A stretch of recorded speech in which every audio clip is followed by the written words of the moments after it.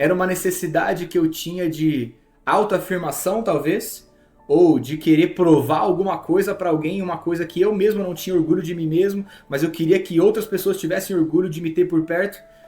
E de que eu tinha que me relacionar com muitas pessoas. De que se eu não fizesse isso, eu seria um homem fraco, eu seria um homem impotente. Enfim, eu precisava buscar valor disso. Ao invés de ter um valor próprio, eu precisava buscar um valor e uma autoafirmação vinda de outros lugares. O problema é que eu tive um relacionamento por 6 anos que, cara, era uma farsa, era uma mentira.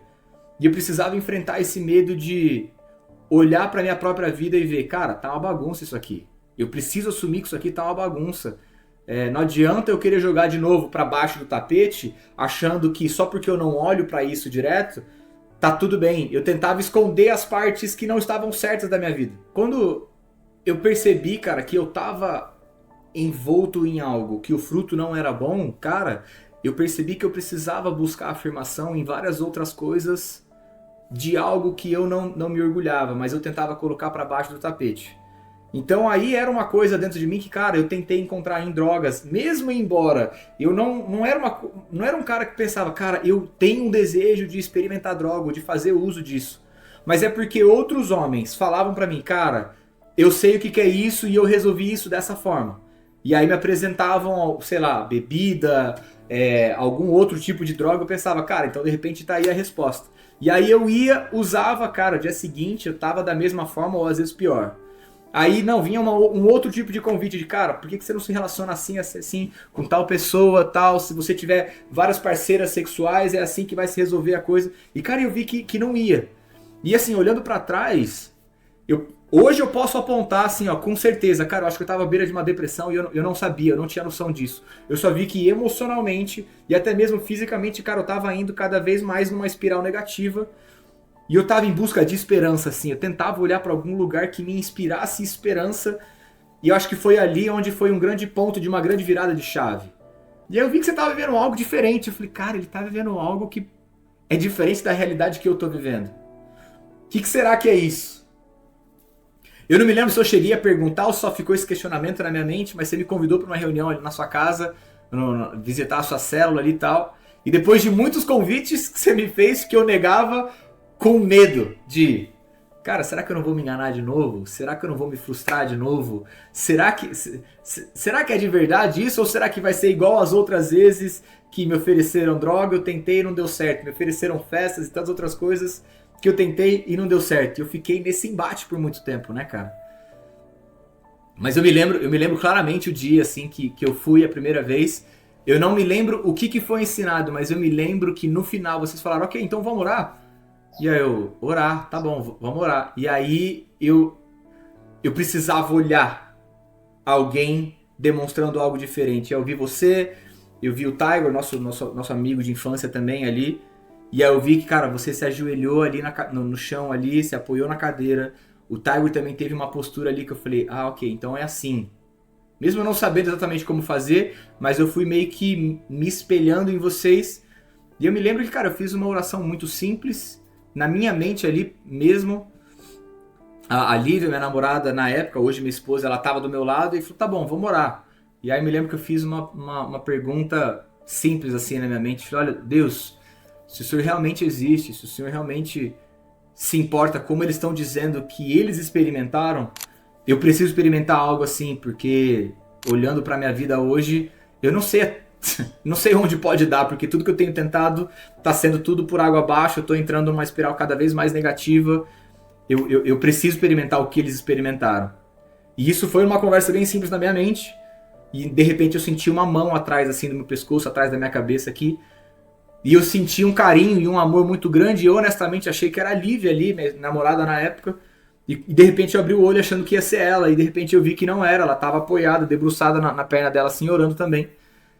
E aí ali, cara, eu confesso que eu fiquei muito surpreso, mas o que mais me surpreendeu honestamente não foi o ter sentido uma mão ou não, de ter sido uma experiência espiritual ou não, mas o que mais me surpreendeu ali, cara, foi o sentimento que veio através daquele toque. Cara, foi um amor que pareceu tão real que o sentimento que pra mim era mais comum na época era o medo. Sim. Medo de não ter, de minha vida não dar em nada, medo de todo mundo na vida prosperar, menos eu. Medo, era sempre medo de alguma coisa, medo de ser rejeitado, alguma coisa assim. Então, a primeira coisa que me veio ali foi o medo daquilo não ser real. E aí eu parei aquela conversa e falei, cara, e agora? Será que eu realmente posso me abrir para isso ou eu preciso me armar de novo e o medo de se frustrar, o medo de não ser real, o medo de ser algo falso? E aí eu me lembro que eu levei semanas assim pra compartilhar com a Lívia, semanas pra compartilhar com vocês de cara, será que é isso? Será que foi isso que vocês começaram a experimentar e agora eu tô experimentando?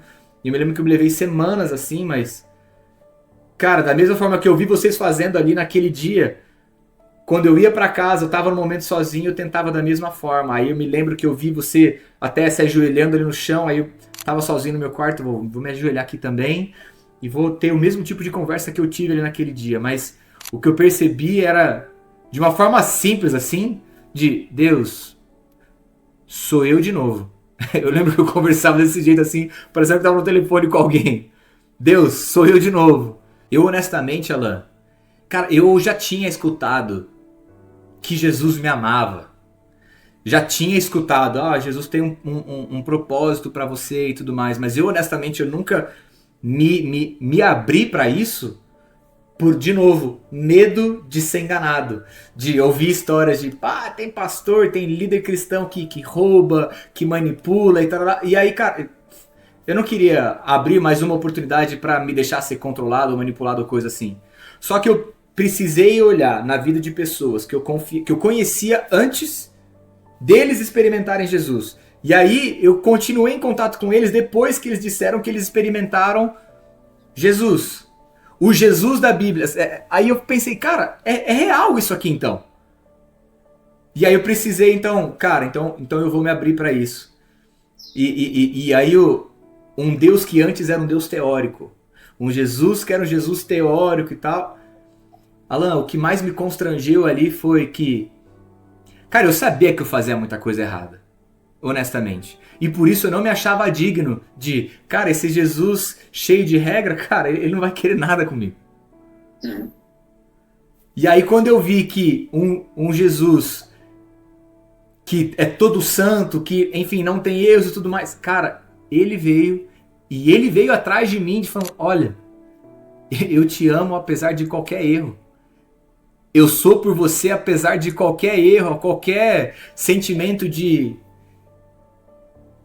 que você se acha indigno. Cara, isso pra mim, isso aí eu já resolvi na cruz, basicamente isso. Hoje eu tenho palavras pra expressar isso, mas ele não esperou nenhuma perfeição de mim. Eu acho que isso foi o que mais me constrangeu, cara, porque eu sabia que eu tava no fundo do poço, cara.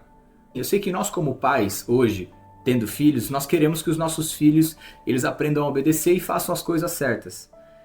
Mas, cara, a gente sabe que, independentemente do que ele faça, nós vamos amar os nossos filhos. Só que uma coisa é a gente hoje tá num papel de pai, mas, cara, ali naquele momento eu tava num papel de filho e, cara, eu sabia que eu não era digno daquilo. Só que, cara, o jeito que ele me amou e que ele se importou comigo, hoje eu entendo um pouquinho melhor o que eu senti, então eu tenho palavras para descrever. Existe um versículo na Bíblia que está no livro de Romanos, capítulo 2, versículo 4, que diz que é a bondade de Deus que nos leva ao arrependimento. É uma coisa assim, cara, eu te criei para algo tão incrível, me machuca ver que você está se satisfazendo com algo tão pequeno. Eu te criei para esse mundo gigantesco aqui desse lado e você está se satisfazendo com algo tão pequeno. Ali pra mim foi aonde eu percebi que, olha, se você ele é livre, né? Deus ele nos ama de forma livre.